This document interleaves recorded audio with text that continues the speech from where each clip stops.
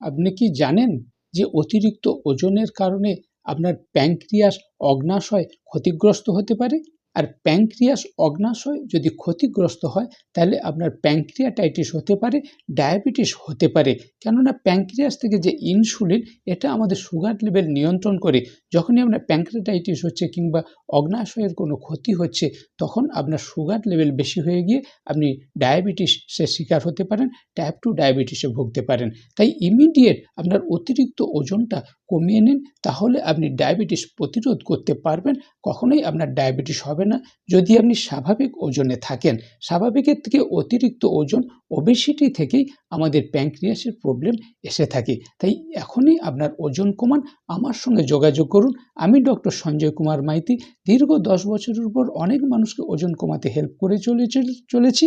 আপনিও চাইলে আপনিও আমার পরামর্শে ওজন কমাতে পারবেন।